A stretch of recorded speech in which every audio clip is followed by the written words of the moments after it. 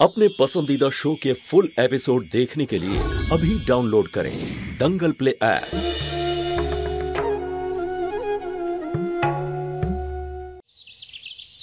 কিন্তু বাবা তুমি সুষমাকে কেন যেতে দিলে? নিজের স্বামীর পরিবারে গেছে, আর সেটাও নিজের ইচ্ছেতে। যে মানুষ নিজের হাতে নিজের খবর খুঁজতে চায় তাকে কতদিন থামানো যায়? আফসোস তো একটাই যে তোর সমস্ত চেষ্টা সব কষ্ট বেকার গেল। না না বাবা, আমি ওর সাথে আবার কথা বলবো। যদি একটা কথা বলবো,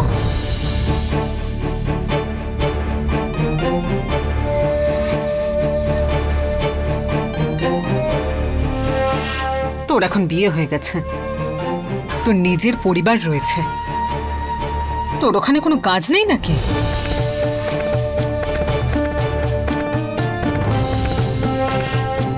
সুষমার সংসারে কেন নাক গলাচ্ছিস তাহলে? আরে ভুলে যা ওকে, আর শান্তিতে একটু থাকতে দে ওকে। ও তো কখনো জিজ্ঞেস করেনি তুই একজন অন্ধ মানুষকে কেন বিয়ে করেছিস। জিজ্ঞেস করেছে? করেনি তো। তাহলে তুইও এবার ছাড় ওকে। এভাবে কি করে ছেড়ে দেব মা? আমি জানি ও কতটা সমস্যার মধ্যে আছে। কোনো সমস্যাই নেই ও। আমি গিয়েছি ওর বাড়িতে, নিজের চোখে দেখে এসেছি, খুব ভালো আছে দুজনে। আর সামান্য ঝগড়াঝাটি তো সব পরিবারই হয়, তার মানে এটা নয় যে বাইরে থেকে এসে সংসারে ঢুকে সংসারটা ভেঙে দেওয়া।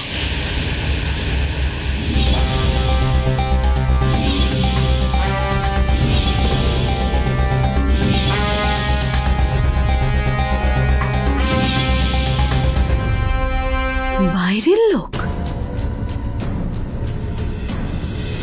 আমি বাইরের লোক আর ওর সংসার ভাঙতে চাইছি? মা কি হয়েছেটা কি তোমার? কিরকম কথা বলছো তুমি? ঠিক বলছি আমি। কেন ওর সংসারে মাথা গলাচ্ছিস তুই? কেন? সমাজ সেবা করার শখ হয়েছে তোর? তাহলে অন্য কোথাও গিয়ে কর। বড়লোক বাড়ির বউ তুই, একটা সংস্থা খুলে নে, অনেক মহিলা পেয়ে যাবি তুই সমাজসেবা করার জন্য। কিন্তু আমার মেয়েকে নয়, আমার মেয়েকে দয়া দেখাস না।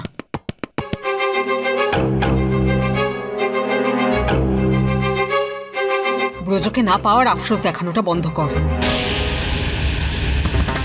যা কিছু তোর কাছে আছে সেটা নিয়ে খুশি থাক।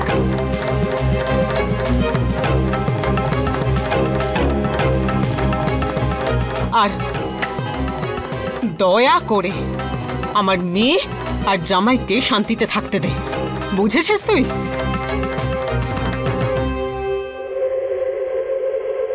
জ্যোতি মা, আমি চাইছিলাম যে তুইও শোন, তুইও জান কতটা বিষ ওদের মনের মধ্যে রয়েছে যাদের তুই সাহায্য করতে চাস। জ্যোতি মা, আমি জানি যে তুই অমৃত বন্টন করছিস, কিন্তু মানুষেরা কি ভাবছে সেটাও তো শুনে নিলি আজ। আমি তো বলবো সত্যি কথা বলছে, একদম সত্যি কথা বলছে, যে তুই কে হোস ওদের, যে ওদের ব্যক্তিগত জীবনে তুই নাক গলাবি। মা, ওরা খুব ভালোই আছে, ও দেখে এসেছে। তুই কেন ওদের জন্য সময় নষ্ট করছিস যারা তোর কথা একদম ভাবেই না? মা, সময়টা তুই তাদের দে যারা তোর মর্যাদা দেবে, যারা তোকে ভালোবাসবে। তুই এখান থেকে যা মা।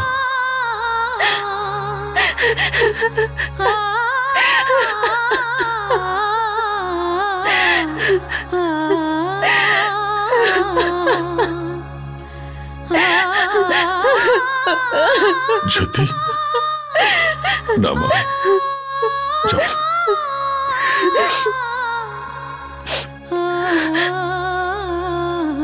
মা তুমি যা বললে আমি সেটা শুনলাম। তোমরাই সবাই শিখিয়েছো তো আমাকে। সব সময় সঠিক কাজ করবে? আমি যতদিন বাঁচবো সঠিক কাজই করব। ঠিক আছে, সুষমাকে আমি আর কোনো রকম সাহায্য করতে যাব না, কিন্তু ওকে তো এইভাবে আমি শেষ হয়ে যেতে দেখতে পারবো না। হয়তো ওর ছোটবেলাটা তোমার থেকে বেশি কেটেছে আমার কাছে। তোমার হয়তো মনে হয় যে ও আমার সৎ বোন, কিন্তু এই কথাটা তো আমি কয়েকদিন আগেই জানতে পারলাম, তাই না? 18 বছর ধরে আমি জানতাম না যে ও আমার সৎ বোন। আমি তো এটাই জানতাম যে ও আমার নিজের বোন। আমি যতটা পারবো চেষ্টা চালিয়ে যাব সুষমাকে বাঁচানোর। এই দুদিন আগের জানা সত্যিটার জন্য আমি আমার 18টা বছর ভুলতে পারবো না। তাতে তুমি আমাকে যা খুশি বলো, যা খুশি ভাবো আমাকে নিয়ে, সুষমাকে আমি শেষ হতে দিতে পারবো না। 18 বছরের মনের সম্পর্ক আমাদের, সেটা রক্তের সম্পর্কও বদলাতে পারবে না। আর এটা তুমিও খুব ভালো করে বুঝে নাও।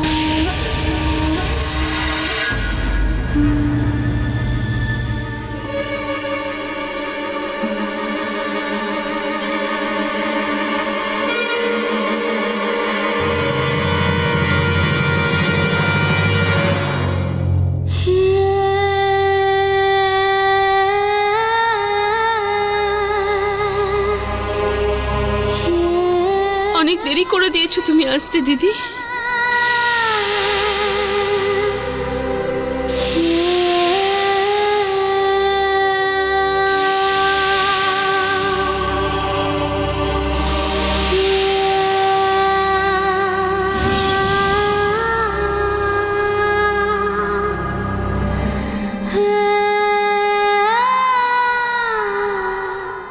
তুমি জেনে খুব খুশি হবে যে তোমার আদরের ছোট বোন সুরক্ষিতভাবে তার স্বামীর কাছে ফিরে এসেছে। আর সামান্য ঝগড়াঝাটি তো সব পরিবারই হয়, তার মানে এটা নয় যে বাইরে থেকে এসে সংসারে ঢুকে সংসারটা ভেঙে দেওয়া।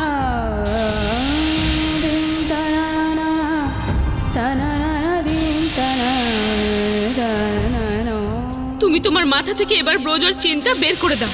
আরে তুমি তোমার ভালোবাসা পাওনি, এটা আমার ভুলটা কোথায়? যাই হোক না কেন, আমার ব্যাপারে যে যা খুশি ভাবুক, আমি সুষমাকে বাঁচাবই। ওর জীবনটা শেষ হতে দেব না আমি, কিছুতেই না।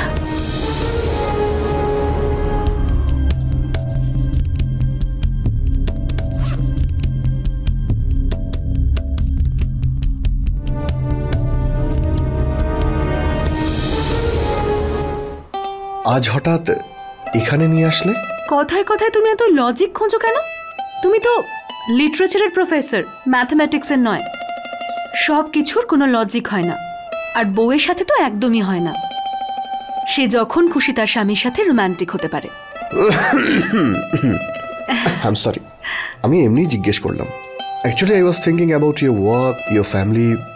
কয়েকদিন ধরে তুমি খুব ব্যস্ত ছিলে, আর আজকে হঠাৎ। আজ আমার কোনো কাজ নেই, এসো বসো না এখানে। হ্যাঁ হ্যাঁ, থ্যাংক ইউ। আর আজ কোনো ফ্যামিলি ইস্যুজও নেই, ব্যাস শুধু তুমি আছো, আমরা দুজন আছি। দেখুন ম্যাডাম, আমার কিন্তু এত ভালোবাসা পাওয়ার অভ্যেস নেই, আরে আমার ডাইজেস্ট হবে না। আই এম সরি, এই কদিন ধরে আমার কাজ আর বাপের বাড়ির সমস্যা মেটাতে গিয়ে না আমি তোমার খেয়াল রাখতে পেরেছি, আর না পরিবারের। It's okay. কালকে তুমি না বলেই বাপের বাড়ি চলে গিয়েছিলে, সেই নয় ছোট মা অফেন্ডেডও হলেন, তোমার খারাপ লেগেছে? আমি সব জানি, কিন্তু না আমি তোমাকে কিছু বলেছি, আর না তুমি আমাকে জিজ্ঞাসা করেছিলে যে কি হয়েছিল। আই এম শিওর তোমার অনেক রেসপন্সিবিলিটি আছে, কর্তব্য আছে, তো ইটস ওকে। যে কোনো সমস্যা হতে পারে, কোনো দরকারি কাজও হতে পারে, বা হয়তো এটাও হতে পারে যে সেই বিষয় নিয়ে তুমি কারোর সঙ্গে ডিসকাস করতে চাও না। সেটা সম্পূর্ণ তোমার ব্যাপার। প্রত্যেক মানুষের মনের কোণে এমন একটা জায়গা থাকে যা খুবই পার্সোনাল, আর সেইখানে কারোরই যাওয়ার কোনো অনুমতি নেই, স্বামী বা স্ত্রীরও নয়।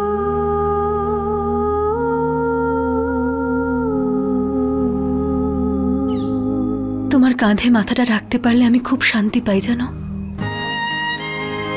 খুব সিকিউর ফিল করি আমি। এক মুহূর্তে সমস্ত প্রবলেম, সব দুঃখ ভুলে যাই আমি।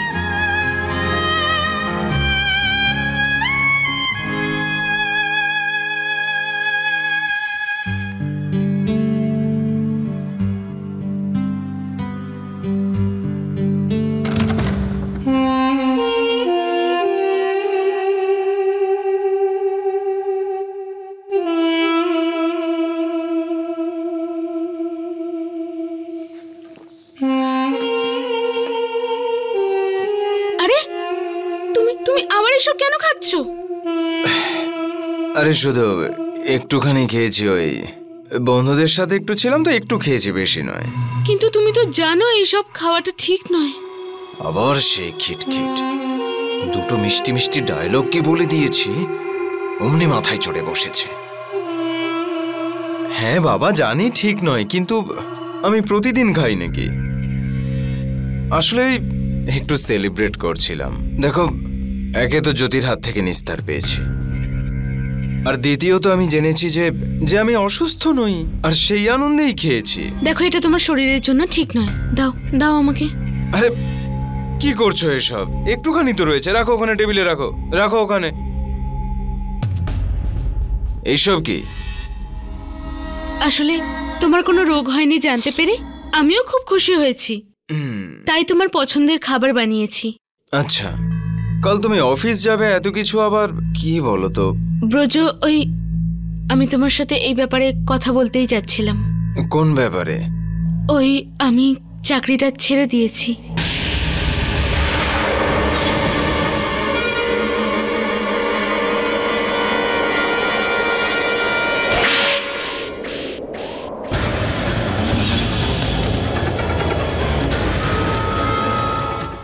তোমার সাহস কি করে হলো?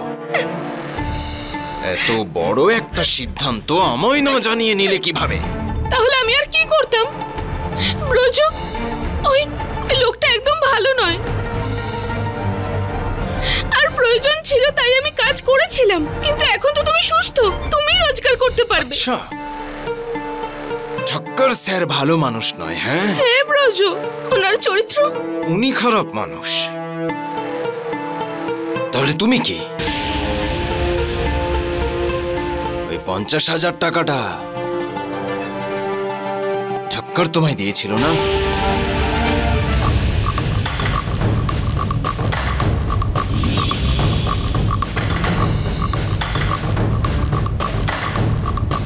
আমি মিথ্যা একদম সহ্য করব না সুষমা।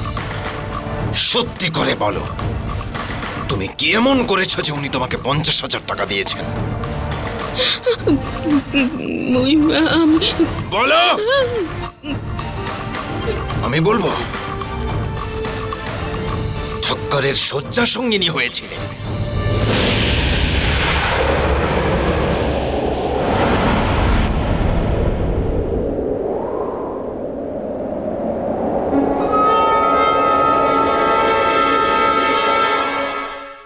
বলো, এটাই সত্যি তো? আমি বলছি বলো। তাহলে আমি আর কি করতাম? কোথা থেকে আমি অতগুলো টাকা আনতাম তোমার জন্য? আমার কাছে আর কোনো রাস্তা ছিল না। জানতাম আমি, তখনই আমি বুঝে গিয়েছিলাম, যখন তুমি বলেছিলে তোমার বন্ধু তোমাকে ধার দিয়েছে। সুষমা, আমার স্ত্রী টাকার জন্য নিজেকে বিক্রি করেছে, পর পুরুষের শয্যা সঙ্গিনী হয়েছে। কেন সুষমা, কেন করলে এরকম? রোজু, আমি যা করেছি শুধু তোমার জন্য করেছি। আমার কাছে আর কোনো রাস্তা ছিল না। কোথা থেকে আমি আনতাম অতগুলো টাকা তোমার চিকিৎসার জন্য? আর তোমার যদি কিছু হয়ে যেত, মরে গেলেই তো ভালো হতো। এটা ভেবেই তো আমি এমনি ভেতরে ভেতরে মরে যাব। আর যখনই তোমার দিকে দেখবো, আমি ওই ঠক্করের মুখটা মনে পড়বে। এক্ষুনি বলবো আমি তোমার মাকে, এক্ষুনি বলবো। ওনাদেরও জানা উচিত ওনাদের মেয়ে কি করেছে। এত বড় ছলনা হয়েছে আমার সাথে। না ব্রজ, না না, মাকে কিচ্ছু বলো না ব্রজ। আমার মা এসব সহ্য করতে পারবে না, কোনো দুর্ঘটনা ঘটে যাবে। প্লিজ ব্রজ, প্লিজ ব্রজ, কাউকে কিছু বলো না তুমি, প্লিজ।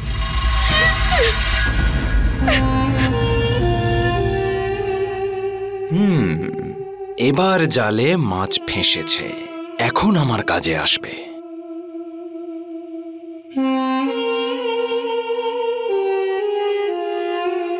এবার এই সিদ্ধান্ত তোমার বাড়ির লোকই নেবে। ব্রজ, ব্রজ প্লিজ, তুমি প্লিজ কাউকে কিছু বলো না ব্রজ। এরকম করো না ব্রজ, প্লিজ। ব্রজ প্লিজ, এরকম করো না, তুমি কাউকে কিছু বলো না।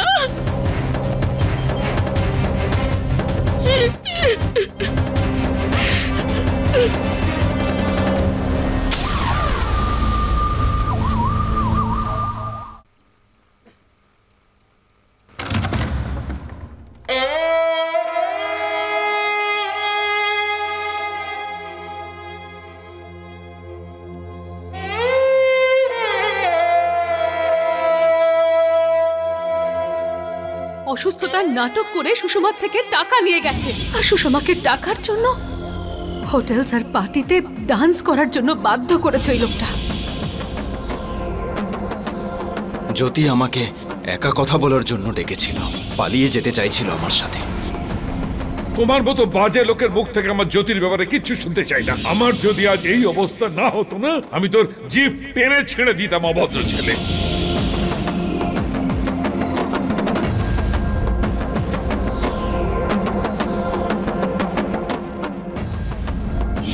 আমার মেয়ের তোর কোনো সাহায্যের প্রয়োজন নেই, এটা তুই ভালো মতো মাথায় ঢুকিয়ে নে জ্যোতি।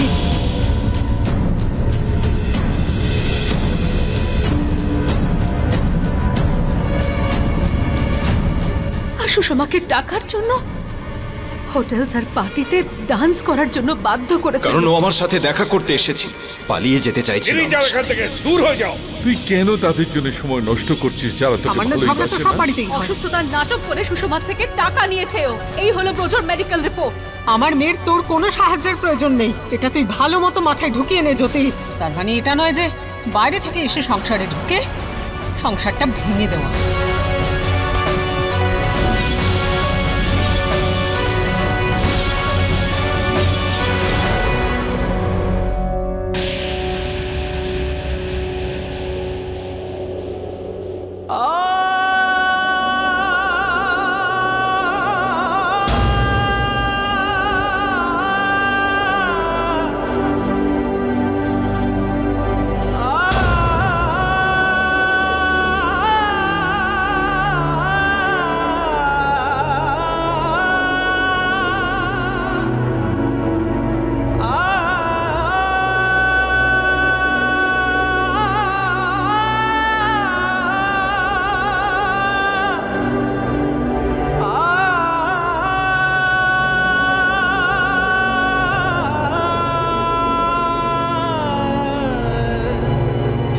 फुल एपिसोड देखने के लिए अभी डाउनलोड करें दंगल प्ले ऐप।